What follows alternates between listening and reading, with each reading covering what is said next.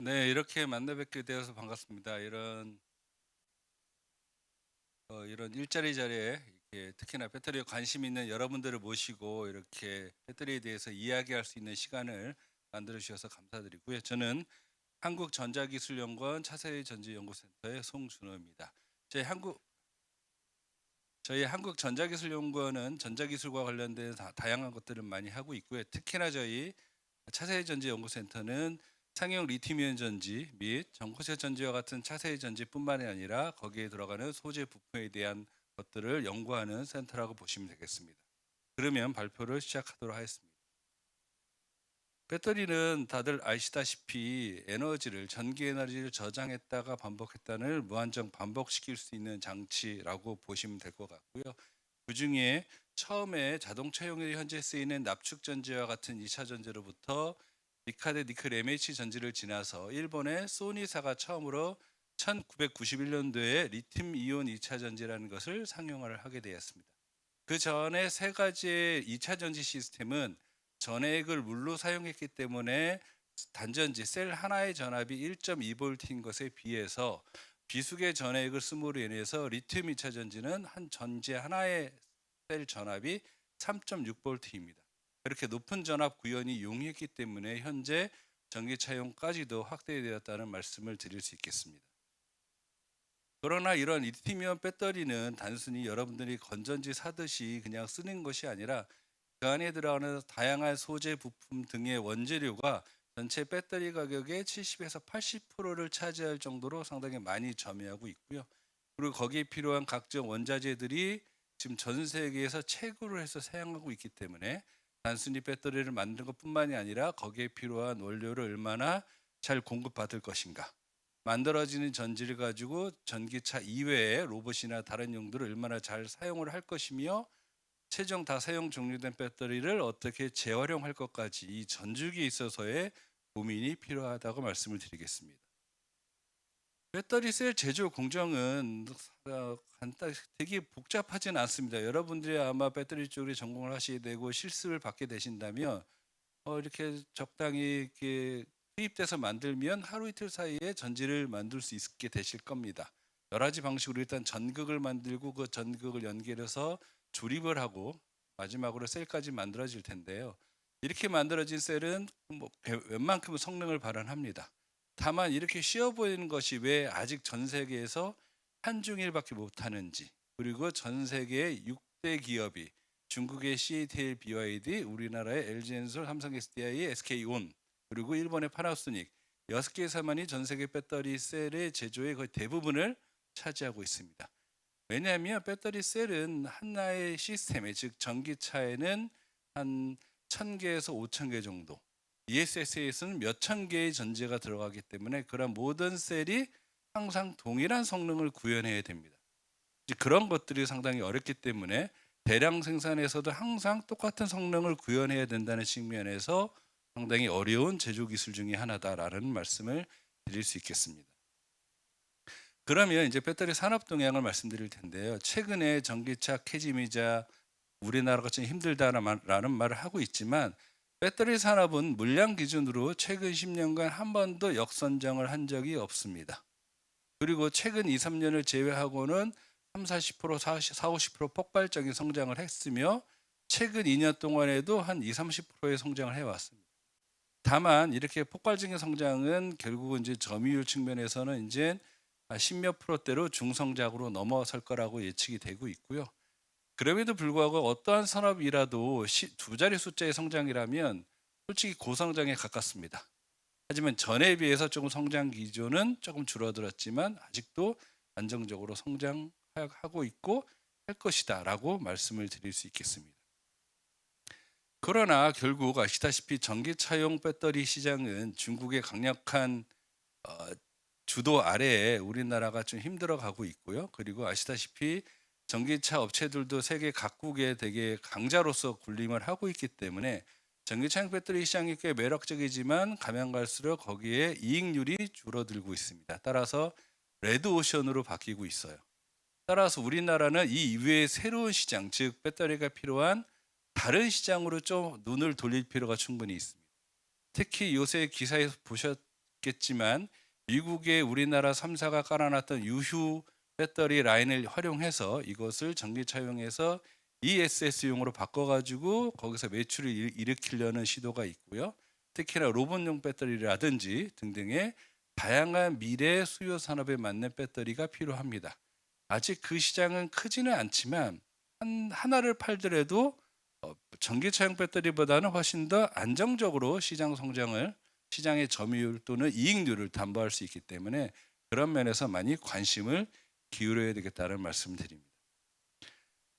첫 번째 일단 다양한 시장 중에서 아직 전체 배터리 수요의 80% 이상 거의 90%를 차지하는 전기차용 배터리 시장 최근 3년간을 살펴보자면 22년부터 23년, 24년까지 가면서 물량 기준으로는 거의 평균 30% 이상의 아주 크게 성장을 해왔습니다.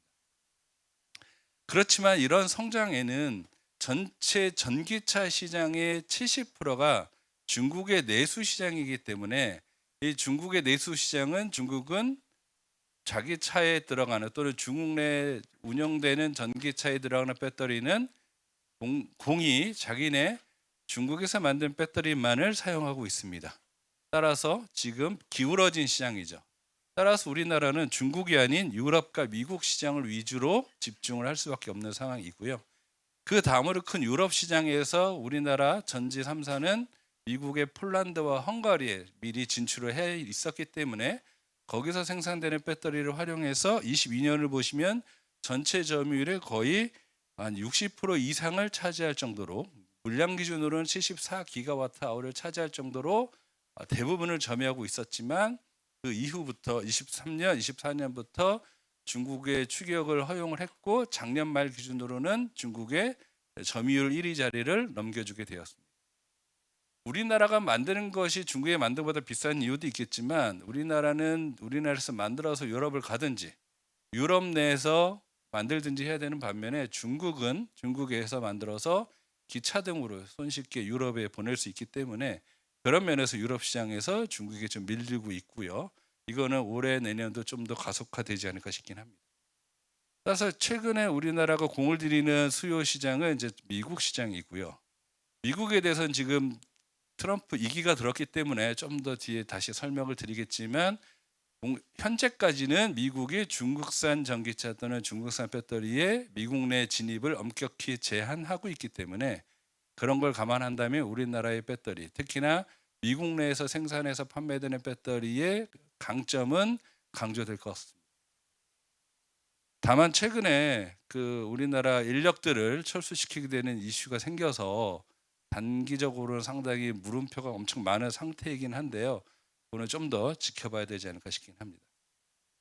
어찌됐든 그래프상으로는 중국은 이제 포기했고 유럽은 힘들지만 버티고 있고 미국은 우리나라가 매력적이겠다고 생각하시겠지만 그림을 다시 한번 보시면 스케일바상으로 중국이 600기가와트아워고요.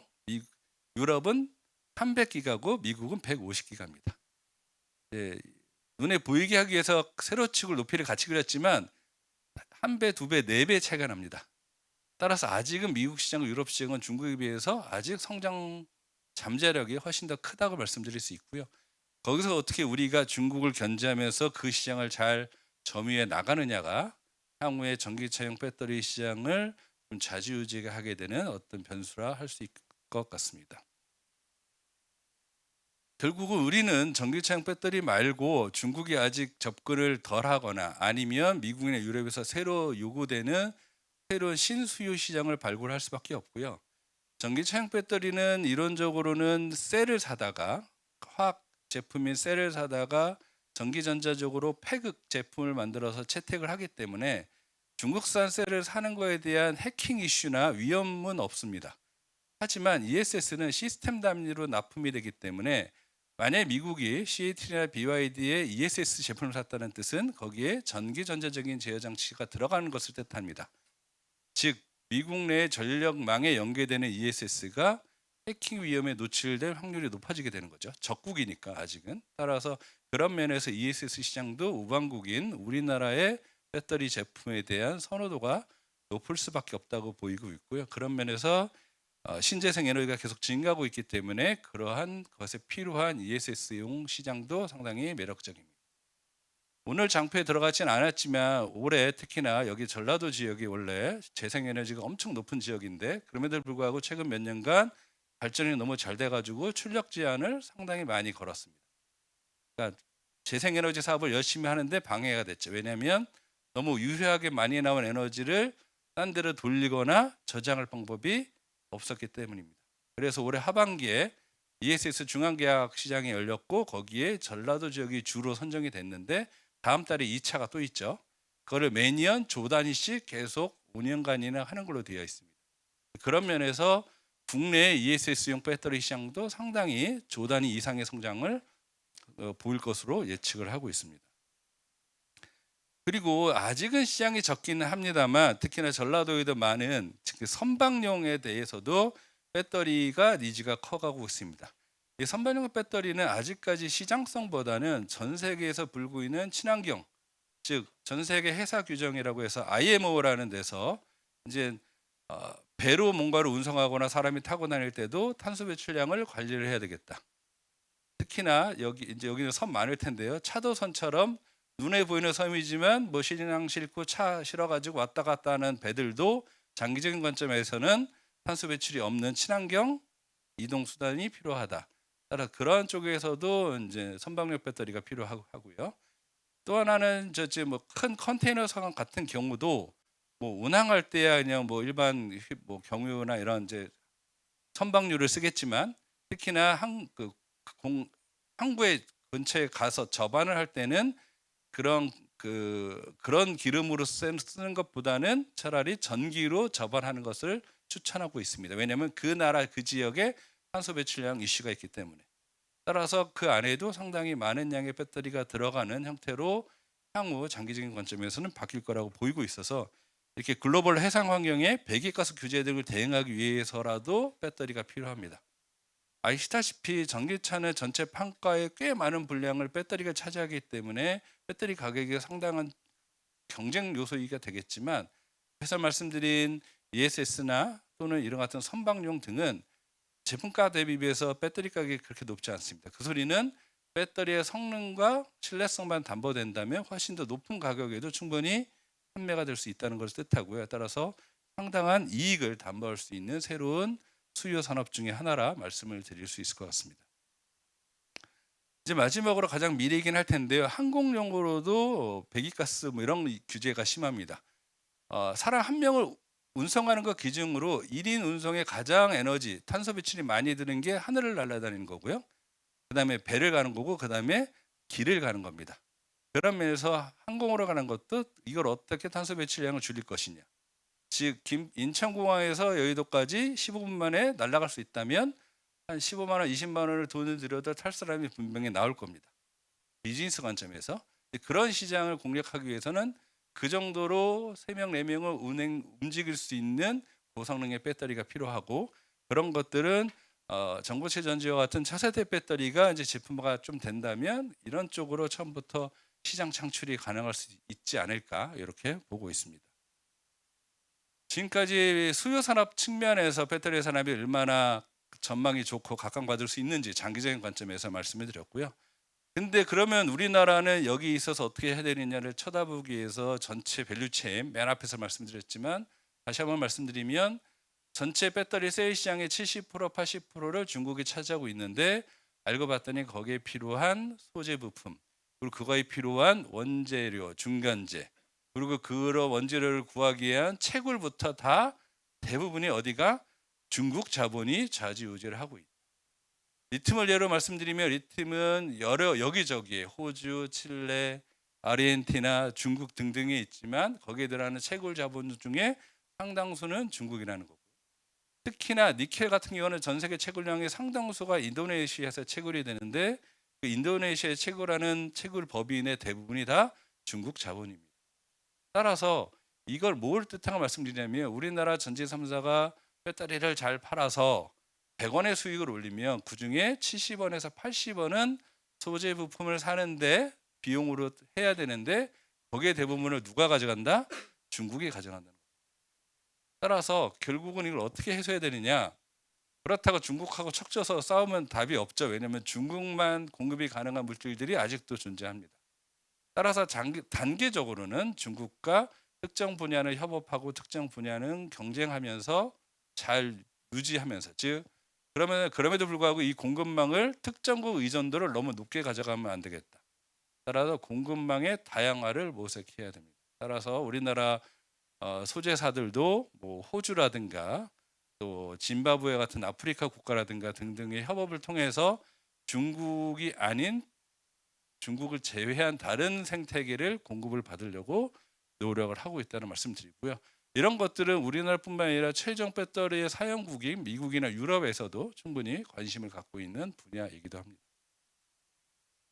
그러면 최근에 다양한 배터리 이슈 중에서 가장 큰 이슈가 지금 배터리 가격 이슈입니다.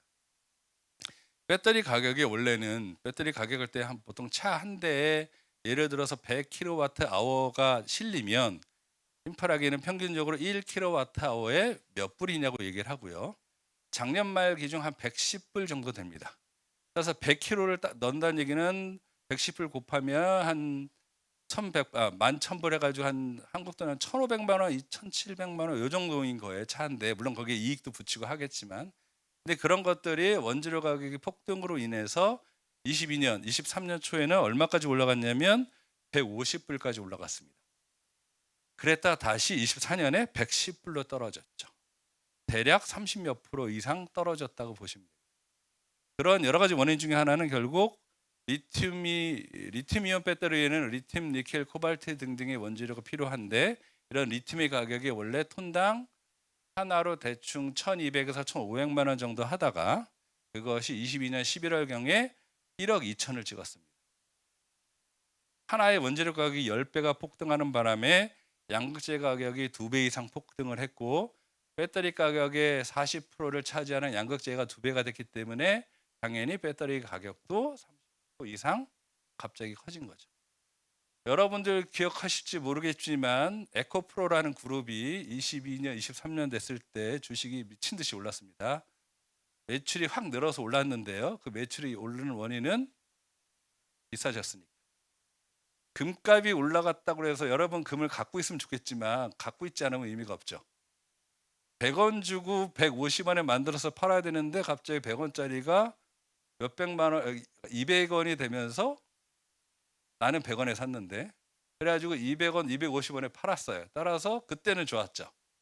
그렇지만 그게 바로 정상화가 됐죠. 그래서 다시 현재 1,400만 원, 1,500만 원입니다. 이거 좀 작성할 때는 한 달 전이긴 한데 무슨 이 뭐냐면 원상 복귀가 된 건데 기사 보시면 아시겠지만 리튬 가격이 급락해가지고 힘들다라고 얘기해요. 지금이 원래 맞는 거고요. 갑자기 등락의 여파를 지금 우리나라 소재기업과 전지사가 아직도 겪고 있는 겁니다. 중국은 힘들다는 얘기 없던데요. 중국은 앞에서 말씀드린 것처럼 채굴부터 정년재련, 소재, 제품까지 전 일을 다 하고 그것이 CATL, BYD 같은 데들은 수직 계열화가 되어 있기 때문에 한 회사가 이익 보건 한 회사가 손해 보든 어쨌든 전체 정부 차원에서는 손해 보는 게 없어요. 근데 우리나라는 셀만 하기 때문에 대부분 소재사도 힘들고 왜 소재사는 정제련하는 원료를 다 어디서 사니까 중국에서 사니까 그런 식의 이제 공급망 이슈 때문에 현재 되게 힘들어 왔다는 거고요. 그럼에도 불구하고 지금 분위기는 보조금이 전 세계적으로 줄어들고 있기 때문에 전기차 가격이 일반 엔진차 가격 동등 수준으로 내려와야만 전기차가 추가적으로 더 수요가 열릴 수 있고 그런 면에서 저가형 배터리를 원하는 수요는 장기적으로 계속될 거다. 그리고 거기에 필요한 3원계 배터리보다 훨씬 더 저가라고 되어 있는 중국이 잘하는 인산철 배터리의 점유율은 지속적으로 늘어나서 현재 물량 기준으로는 50%를 돌파한 걸로 지금 기사에는 나오고 있습니다. 그러면 정책은 뭐 아직 시간이 꽤 지나서 간단하게 말씀드리면 일단은 바이든 정부 때 전기차를 사는 사람이든 전기차용 배터리를 만드는 사람이든 되게 혜택을 줬다면 올해 이번 달 말로 지금 그중에 전기차를 사는 사람들한테 주는 보조금은 폐지가 될 겁니다. 이번에 이제 발표가 났죠. 따라서 최대 전기차를 한 대 사면 최대 얼마? 7,500불, 약 1,000만 원 정도를 지원해 주는 것을 없애게 되겠습니다. 그러면 미국 내 전기차 시장은 성장세가 약간은 주춤할 공산이 있고요. 그럼에도 불구하고 미국 내에서 배터리를 만드는 기업에 한해서는 보조금을 주겠다. 얼마나? 1kWh를 만드는데 최대 45불을 주겠다. 45불하면 여러분들 이게 얼마인가 생각하시겠지만 앞장에 뭐라고 적혀 있었냐면 저가형 배터리 이슈에 1kW의 작년 말 가격이 110불 정도였습니다. 110불을 팔면 미국 정부가 45불을 그냥 꽁으로 더 준다는 겁니다. 그만큼 미국 내 배터리를 만드는 공장을 많이 짓도록 요구하고 있는 겁니다. 그런 요구는 바이든도 그랬고 트럼프마저도 그런 거죠. 근데 그렇게 해놓고 관세 얘기도 하고 비자 문제 나오고 해서 지금 골치가 아픈 거고요. 트럼프 정부가 어떻게 될지를 제일 모르는 게 가장 불안한 것이 가장 애매한 상황입니다. 일단 법상으로는 이건 되어 있는 거긴 하나 다른 방법으로 어떻게 틀지 몰라가지고 그게 좀 문제고요. 유럽의 경우에는 결국은 미국처럼은 하지 않고 특정국 의존도를 65% 이하 하겠다. 즉 중국산으로 주로 쓰지는 않겠다는 뜻이고요. 두 번째로는 유럽 내 제조업이 상당히 힘듭니다. 왜냐하면 유럽 내에는 환경 규제가 심하기 때문에. 그걸 반대로 해석해서 미국에서 만들던 한국에서 만들던 중국에서 만들던 배터리를 만드는 과정에 있어서의 탄소 배출량을 올해 말부터 이거를 공개해라. 우리 27년부터는 탄소 배출량이 많이, 즉 배터리를 만들 때 지저분하게 만들면 거기에 대해서 유통을 금지하든가 과세를 더 하겠다는 거죠. 즉 그 소리는 뭐냐? 유럽에서 만들라는 얘기입니다. 유럽에서 만들면 탄소 배출량을 줄여서 만들 수 있기 때문에. 그는 여러 가지 이슈 등으로 정책적으로 하고 있습니다. 따라서 지금부터는 배터리를 중국보다 더 싸게 만드는 거가 관심 있지 않습니다. 물론 싸게 만드는 것도 어렵지만 지금은 미국 시장에 유럽 시장에 각종 규제나 정책에 맞춰서 어떻게 잘 팔아먹느냐, 좀 비싸더라도 그게 가장 중요한 이슈가 될 것 같습니다. 앞에 걸 계속 정리해서 산업적으로 말씀드린 첫 번째, 우리나라는 현지적으로 배터리 쪽으로 많이 투자를 해서 상당히 좋은데 그럼에도 불구하고 중국의 경쟁에서 조금씩 뒤처지고 있다. 그건 우리가 못해서라기보다는 중국 정부의 막대한 자금 지원, 그 중국 자체의 막강한 내수 시장 등등으로 인해서 쉽지만은 않고 거기에 리튬 가격 폭등 폭락 이슈까지 겹치면서 우리나라 전지 3사가 23년에 최대 매출 70조 원을 했음에도 불구하고 그 다음 해인 작년에 50조 원으로 줄어들었습니다. 이렇게 보시면 와 70조 팔다가 50조 팔면 힘든 게 아니 물량으로는 안 줄었습니다. 배터리 판가가 줄었기 때문에 똑같은 양에서 좀 더 팔았지만 금액이 줄어서 훨씬 덜 팔린 매출이 적은 효과인 거고요. 두 번째 이슈는 최근에 그린 하우스 이펙트니 뭐니 기후 위기니 해가지고 친환경 정책이 막 분명히 있었지만 트럼프 2기에 들고 그리고 전 세계적으로 전쟁이 나면서 그리고 경제도 안 좋아져서 친환경을 어떻게 생각하냐, 나 살기 먹기 힘들어 바쁜데, 따라서 친환경 정책이 약간 퇴조하는 분위기인 거죠. 그렇게 돼서 여러 가지 보조금 제도는 갈수록 없어지고 있습니다. 만약에 생산자 보조금, 미국 내에서 생산하는 데 주는 첨단제도 세액 공제마저 없어졌다면 우리나라도 쉽지 않았을 텐데 그거는 다행히 살아남아서 어느 정도의 불확실성은 해소됐다는 말씀을 드릴 수 있을 것 같습니다. 기술 얘기도 간단하게 말씀드려야 될 건데요. 첫 번째로는 우리나라가 잘했다는 삼원계 배터리와 중국이 잘하는 인산철 배터리 있는데 여기서 말씀드리고 싶은 거는 이게 지금 옛날에는 삼원계 배터리만이 우리나라가 잘했던 이유는 아직 성능이 높아지기 전까지는 인산철 배터리를 차에다 넣어봤자 100km밖에 안 갔기 때문입니다. 근데 배터리 성능이 고도화되고 차에다 많이 싣고 해서 지금 인산철 배터리도 300km, 400km, 500km도 가죠. 따라서 이제 성능의 이슈가 중요한 게 아니라 여러 가지 필요에 의해서 최고 고성능을 필요한 데는 삼원계를 쓰고 중급 성능이나 낮은 성능을 필요한 데는 인산철도 쓰는 시장이 열렸다고 보시면 되겠습니다. 따라서 우리나라는 지금 인산철 배터리를 하고 이제 한다고 시작을 했지만 중국 배터리가 못 들어가는 미국 시장 향으로부터 조금씩 인산철 배터리 비즈니스를 하고 있다는 말씀드립니다. 두 번째로는 형태적 이슈입니다. 배터리는 크게 세 가지 형태인데 원통형, 각형, 파우치형이고요. 그중에 이 세 개의 배터리 기술을 전기차용으로 다 채택해서 쓰고 있는 나라는 유일하게 우리나라밖에 없습니다. 중국은 전기차 배터리는 대부분 각형을 쓰고 있고 일본은 파나소닉이 원통형 전지만 하고 있습니다.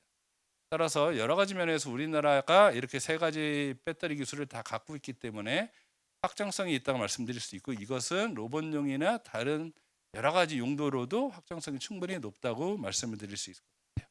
가장 핫한 이슈는 지금 다른 것들에 비해서 개발 속도가 더딘 원통형 배터리입니다. 원통형 배터리는 현재까지 커져봤자 18650, 지름이 18mm 원통형부에서 21mm로 3mm밖에 안 늘었는데, 지금 이제 46 시리즈라고 해서 지름을 46mm까지 확대시킨 기존의 원통형 전지보다 용량이 5배 높은 배터리가 나오기 시작하고 있고요. 최근에 LG엔솔의 기사 보시면 아시겠지만 벤츠와 수정 금액 15조 원 정도의 46 시리즈의 전기차용 배터리 매출 계약을 잠정적이긴 하지만 한 것으로 있습니다. 따라서 이 원통형 배터리 시장이 이제 좀 더 정상 궤도 오르면 중국하고 우리나라가 다시 한번 원통형 배터리로는 우리가 좀 더 강점을 가질 수 있지 않을까 이렇게 보고 있습니다.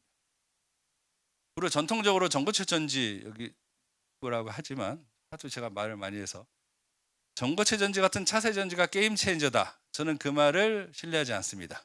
게임 체인저는 그 전의 전지를 없애면서 자기로 완벽하게 바꾸는 것이 게임을 체인지하는 거죠.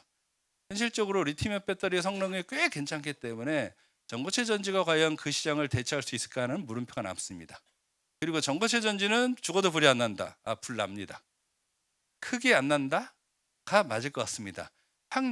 날 확률을 좀 줄일 수 있다? 그 정도가 타당할 것 같고요.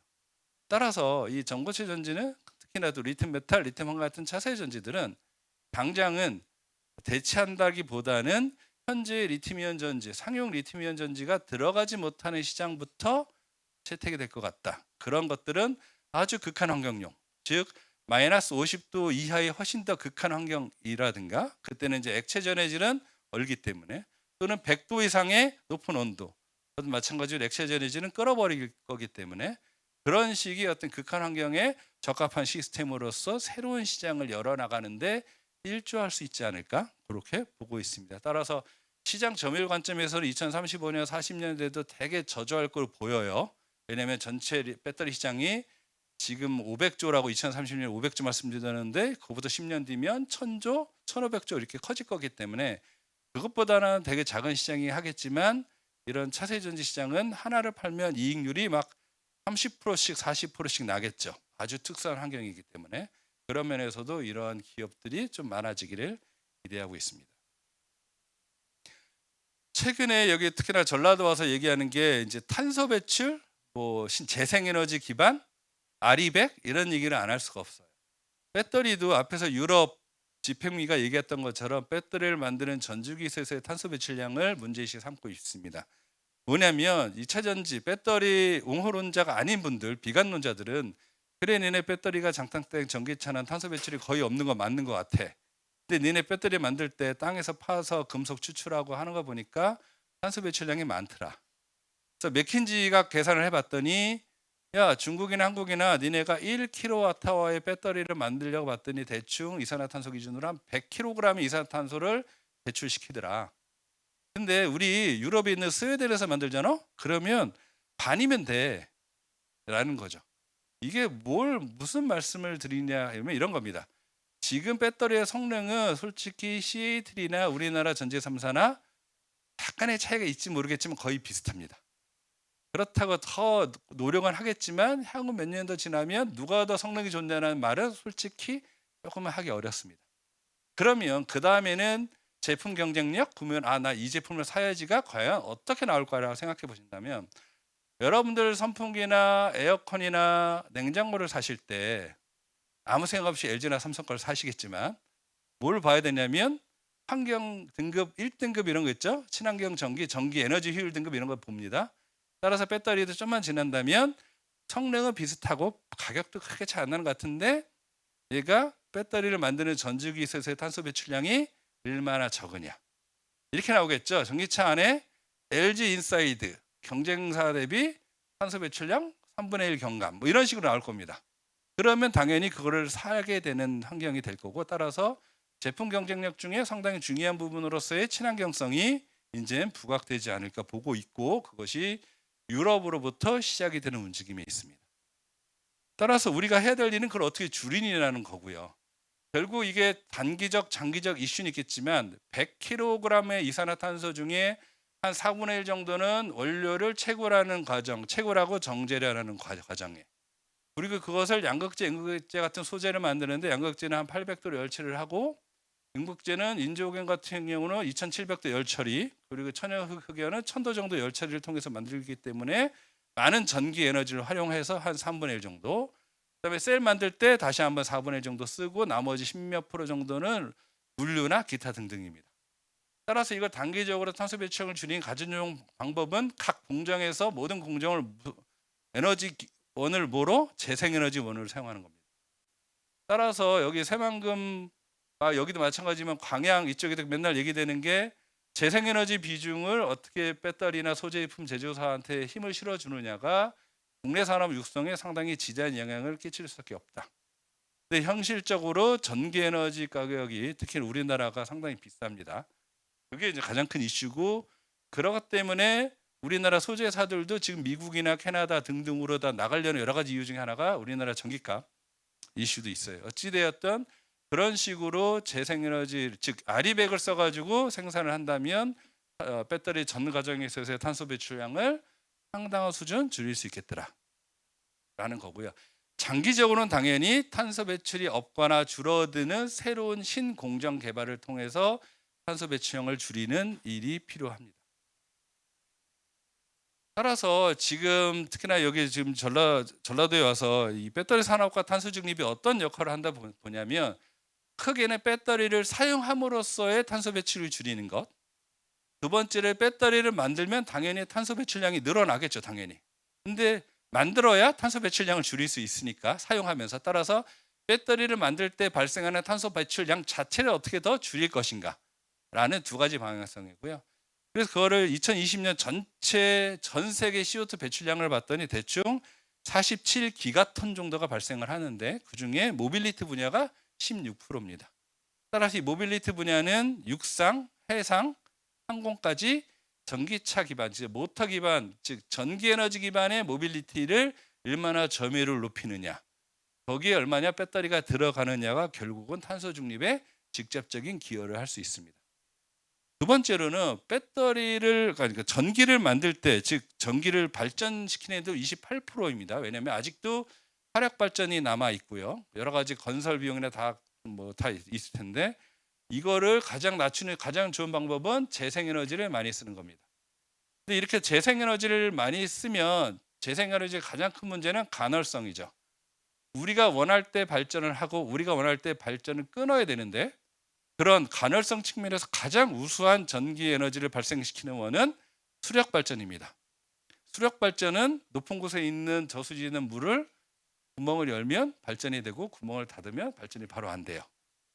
그렇게 수력 발전 같은 재생 에너지가 충분한 나라, 그러니까 아리백이 많이 되는 나라는 이제 캐나다 같은 데고요. 우리나라는 그게 없기 때문에 어쩔 수 없이 풍력, 태양광을 많이 쓰는데, 그런 것들은 우리가 원할 때 발전하는 게 아니죠. 해가 떠야 발전하고 바람이 불어야 발전하기 때문에 그거의 효율성 극대화를 위해서는 결국 그거를 저장할 수 있는 매체가 필요하고, 현실적으로는 현재까지는 ESS, 즉 에너지를 저장하는 배터리 밖에는 답이 없다는 말씀. 그래서 지금 계속 전라도 쪽에 조 단위로 계속 매년 제가 보기엔 조 단위 가까이의 배터리 시스템이 다 들어가는 걸로 예측이 되는데, 발전을 제일 많이 하고 있기 때문에, 그렇게 된다면 결국은 신재생 에너지 확대에 따라서 전력 품질을 고품질을 유지하면서도 효율성 극대화를 통해서 탄소 배출 저감에 기여할 수 있습니다. 그런데 결국 말씀드렸다시피 지금 작년 올해 기준으로 대충 전 세계 배터리 생산량은 총 1000기가와트 아워 정도, 즉 1테라와트 아워 정도입니다. 그리고 2030년에는 맨 앞장에서 보시면 계산하면 나오겠지만 대충 3000기가, 즉 3테라와트 아워 정도의 배터리가 생산하고 사용될 거로 추정되고 있습니다. 즉 이제 남은 4, 5년 동안 생산량이 3배로 늘어야 돼요. 그 소리는 뭐냐면 탄소 배출량도 지금처럼 한다면 3배가 는다는 겁니다. 탄소 배출을 줄이기 위해서 전기차를 쓰고 하는데 배터리를 많이 쓰니까 배터리 만드는데 탄소 배출량은 더 늘어나는 거죠. 따라서 이론적으로는 우리가 지금 제조하는 배터리의 탄소 배출량을 현재 100 수준에서 3분의 1까지 줄일 수만 있다면 현재 나오는 탄소 배출량, 배터리 제조 공정에서 나오는 탄소 배출량을 더 이상 늘리지 않으면서도 3배 정도의 배터리를 생산할 수 있어요. 그렇게 된다면 배터리 산업이 탄소 저감에, 탄소 중립에 기여하는 역할을 극대화할 수 있을 거라고 보고 있습니다. 따라서 배터리 최근의 기술 중에서도 이러한 친환경성이 엄청 강조된다고 말씀을 드리겠습니다. 요 다음 정도 마지막일 텐데요. 결국은 계속 말씀드렸다시피 오늘 강조드리고 싶은 거는 그럼 배터리가 더 성능이 고도화되면 안 되냐? 그건 아니고요. 현재까지 30몇 년 동안 배터리는 고성능에 집착을 해왔다면 향후 30년은 고성능 플러스 다른 것도 강조가 돼야 되겠다. 오늘 굳이 말씀은 안 드리지만 가장 중요한 건 뭐냐면 배터리가 여러분들 주위에 훨씬 더 많은 날이 오고 있습니다. 근데 언제 내 주위에 있는 배터리가 터질지 모른다면 불안해서 못 사실 거예요. 따라서 배터리의 안정성은 아무리 강조해도 지나치지 않습니다. 근데 배터리는 에너지를 담고 있는 그릇이기 때문에 터질 확률은 항상 있어요. 불이 날 수 있습니다. 왜냐하면 수십억 개를 쓰는데 그 중에 하나 불 안 나겠습니까? 따라서 배터리의 안전성을 담보하는 가장 효과적인 방법은 불이 나기 전에 자기가 미리 알아서 저 힘듭니다 하는 겁니다.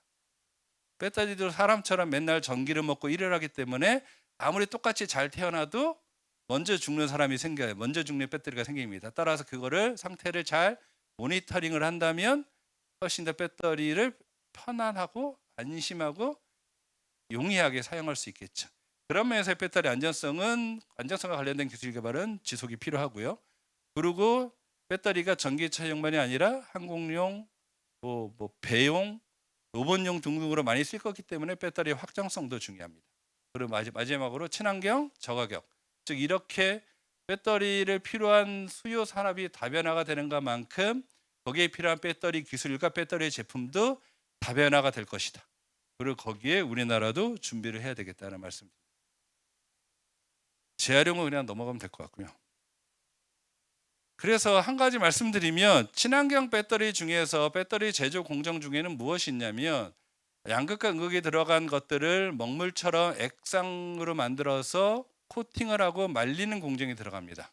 이런 말리는 공정에서의 에너지 비용이 많기 때문에 이러한 습식으로 웻하게 만드는 공정을 드라이하게 건식으로 공정을 바꾼다면 공장 투자비부터 에너지 사용량, 탄소 배출량 등등을 현저하게 줄일 수 있다는 보고가 돼 있어요.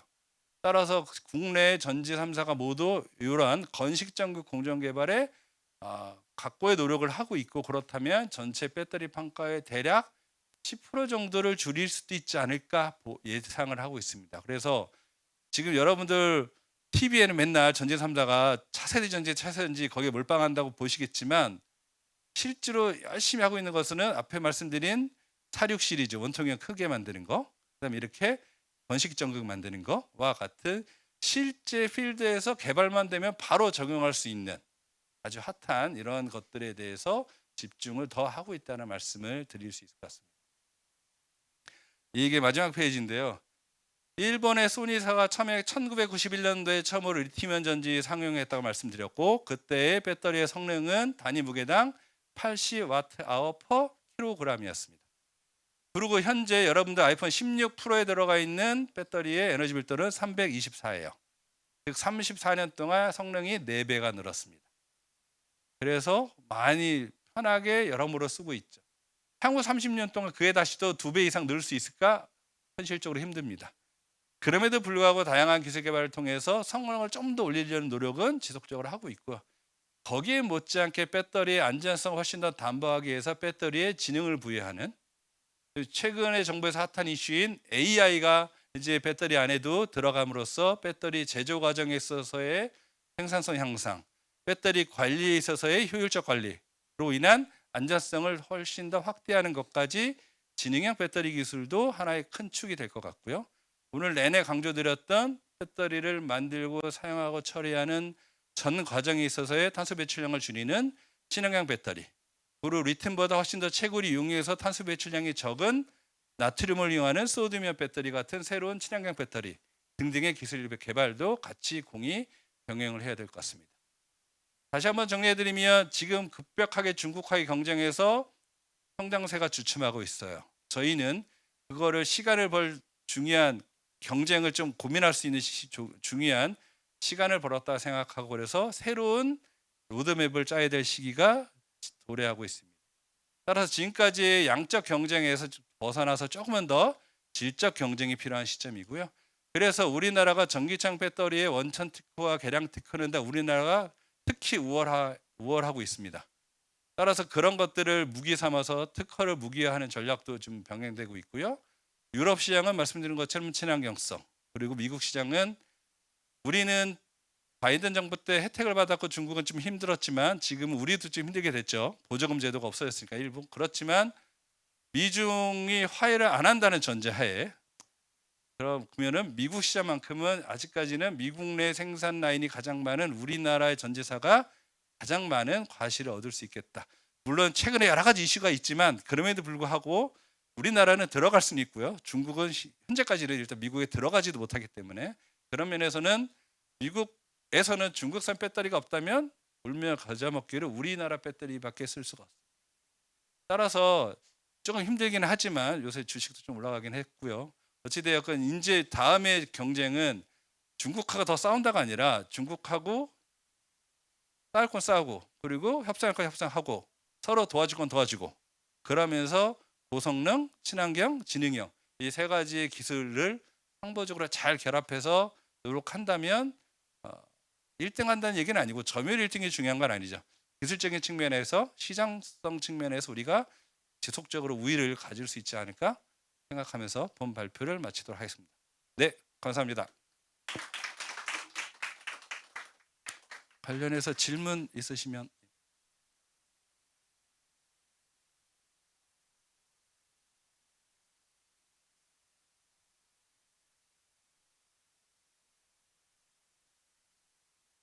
삼, 4년 전에 제가 했을 때는 제가 찍어주는 주식이 다 올라가지고 좋았는데 그 얘기 안 한 지가 벌써 2년이 넘었네요.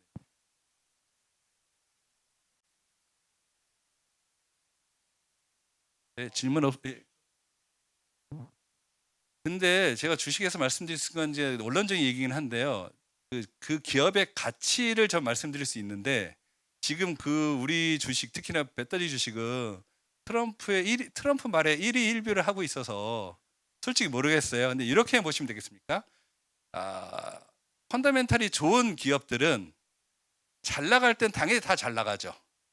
못 나갔을 때 얼마나 잘 버티고 거기서 회복할 때 얼마나 탄력성이 좋게 회복하느냐. 지금 보시면 회복한 기업과 아직 회복 중인 기업, 아직도 헤매는 기업 등으로 구분되고 있습니다. 그런 걸 보면서 회복 탄력성이 좋은 데가 펀더멘탈은 무지 좋고 기술도 좋은 데다. 물론 그런 데가 주식 올라간다는 보장은 없고요. 일단은 펀더멘탈로 따지면 그렇습니다. 그러면 이제 몇 개가 보이실 겁니다.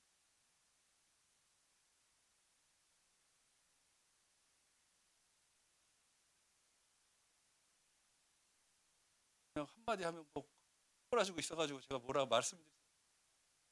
근데 이제 예를 들어 하나만 말씀드릴게요. 원래 율천화학이라는 것이 이제 농심 자회사로서 파우치 전지를 해요.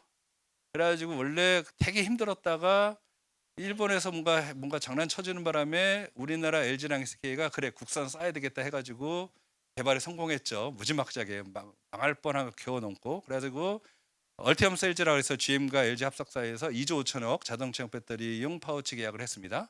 그리고 1년 반 뒤에 계약을 파기했죠. 그래서 미친 듯이 꼬꾸라졌잖아요. 그러면서 파우치용 배터리 점유율이 확 떨어지고. 근데 지금 괜찮습니다. 왜냐하면 ESS용 배터리는 LG는 다 파우치를 쓰는데 자동차용 파우치는 전 자동차사 검증까지 받아야 되기 때문에 검증하고 어쩌고 하면은 한 4, 5년씩 걸립니다. 근데 ESS용 파우치는 LG만 오케이 하면은 그 뒤에 기간이 별로 안 걸려요. 그래서 지금 포승 공자도 추가로 준공을 했고 꽤 괜찮게 가고 있습니다. 그래서 그런 것들은 왜냐하면 전기차용 시장이 아니고 향후 그런 왔다 갔다가 심하지 않을 것 같이 안정적 성장, 정책성이 많은 ESS, 특히나 미국 향으로 계속 하고 있기 때문에 그런 데가 알짜 튼튼한 데죠.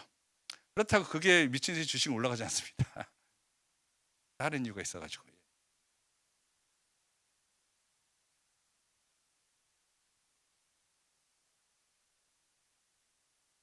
지금 슬슬 회복되고 있죠. 원래는 다들 어떻게 생각하냐면 이제 바이든 정부 정책을 이어서 민주당 쪽에서 된다면 꽤 좋을 거다. 왜냐하면 배터리 중국산 배터리 관세 50%였고 뭐 전기차 몇 프로였기 때문에 우리나라에서 가면 괜찮았다고 했다가 트럼프 이익이 되면서 이제 관세 때문에 말씀드리면 지금 포스코랑 에코그룹이 캐나다에 양재 공장을 지려고 막 가고 있는데 캐나다랑 미국이랑 대판해가지고 캐나다에서 들어가는 게 더 비싸졌죠. 그래 지금 물음표가 됐습니다. 그래서 LG화학은 우린 미국 가야지 하고 있고요. 그러니까 그런 것들이 좀 특정국 강대국 특정 1인에 의해서 좌지우지하고 있기 때문에 솔직히 단기적으로 예측하기가 상당히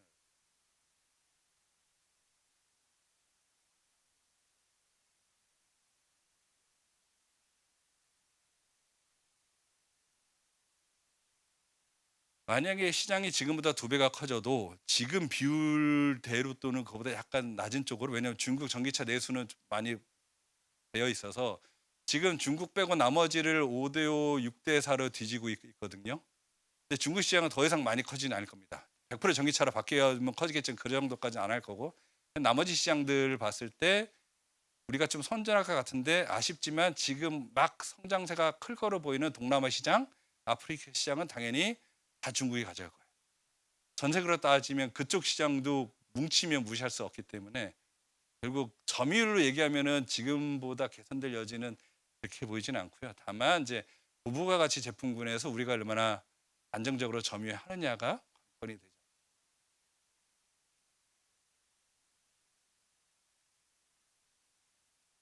네, 그러면 이것으로 발표를 마치도록 하겠습니다. 네, 감사합니다.